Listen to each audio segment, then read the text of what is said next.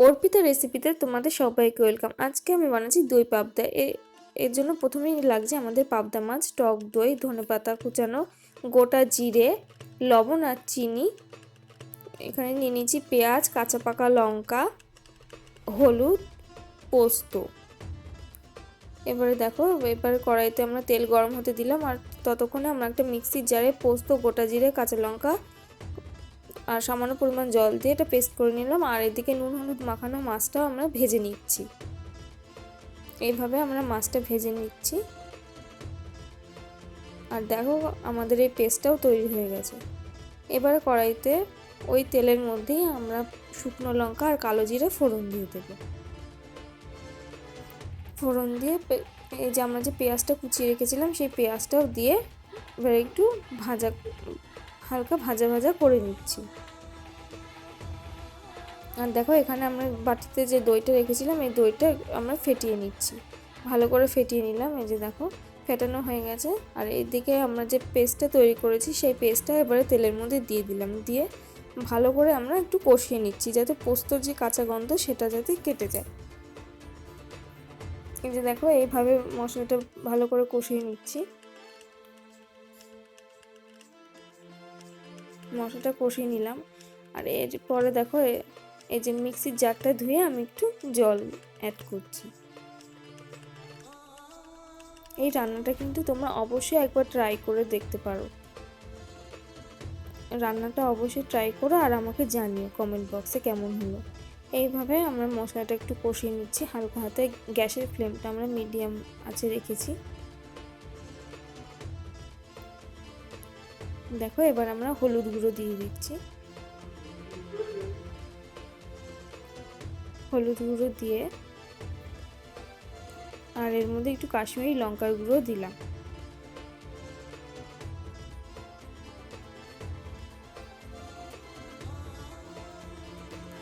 হলুদ গুঁড়ো আর কাশ্মীরি লঙ্কার গুঁড়ো একটু দিলাম কালারের জন্য।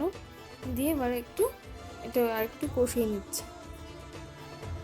বেশ মশলা থেকে তেলটা ছেড়ে আসবে। এই যে দেখো, কালারটা চেঞ্জ হয়ে আসছে। আর এবারে আমরা ফেটিয়ে রাখা এই টক দইটা সেটা দিয়ে দিলাম।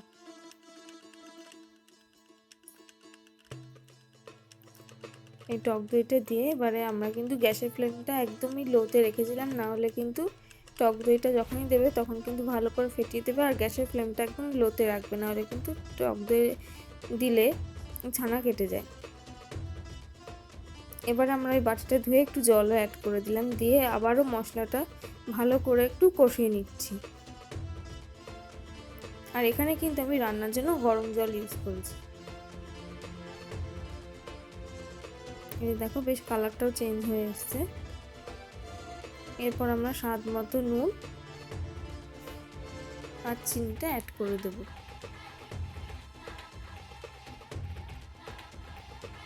স্বাদ মতো নুন আর চিনিটা দিয়ে আবার একটু ভালো করে নাড়িয়ে নিচ্ছি। এই যে দেখো, এইভাবে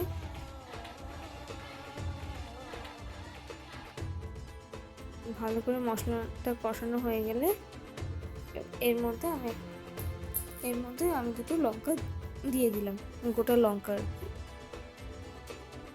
আর এখানে দেখো, যে গরম জল আমি যে করে রেখেছি, এবারে এই গরম জলটা আমি দিয়ে দেব। মশলাটা আমাদের ভালোভাবে কষে এসছে, ভালোভাবে তেলটাও ছেড়ে এসেছে। আর এখানে কিন্তু তোমরা এই রান্নাটা অবশ্যই সর্ষের তেলে করো। আমি এখানে সাদা তেল ইউজ করেছি, কিন্তু তোমরা কিন্তু রান্নাটা অবশ্যই সর্ষের তেলে করো।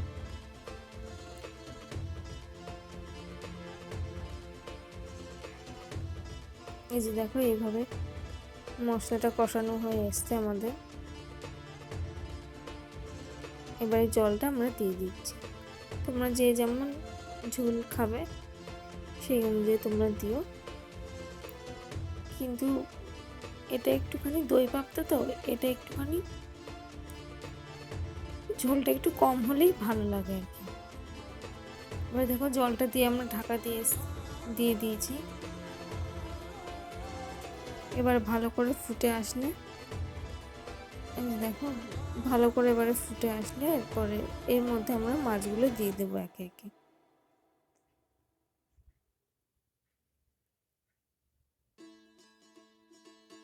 এই দই পাবদা আমরা তো পাবদা মাছ অনেকে অনেক রকমভাবে খেয়েছি, বিশেষ করে পাবদা মাছ ঝাল, পাতলা পাবদা মাছের পাতলা ঝোল।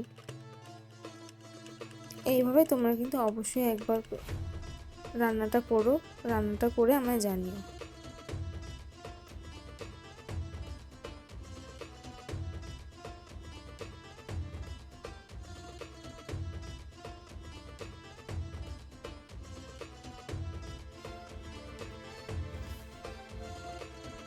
এখানে কিন্তু আমরা এই পাবদা মাছগুলো এবারে দিয়ে দিলাম।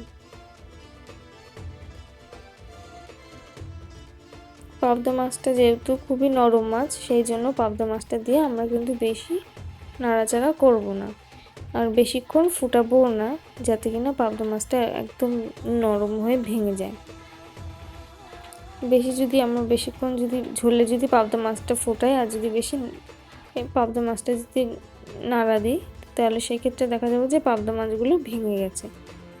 সেই জন্য খুবই হালকা হাতে আমার পাবদা মাছগুলোকে এপিট ওপিট করে নেব।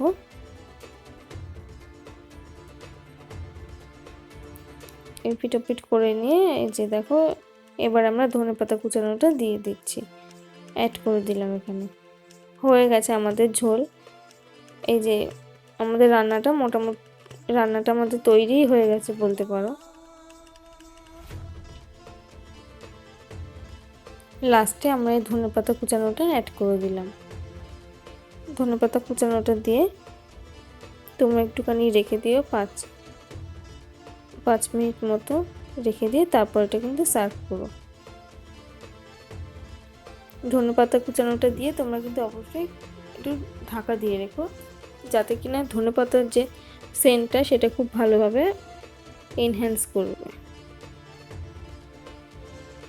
এরপর দেখো আমাদের ফাইনাল লুকটা কিন্তু ঠিক এরকম আসবে। তোমরা কিন্তু অবশ্যই একবার ট্রাই করো, আর আমার এই রেসিপিগুলো ভালো লেগে থাকলে অবশ্যই আমার চ্যানেলটা সাবস্ক্রাইব করে দিও।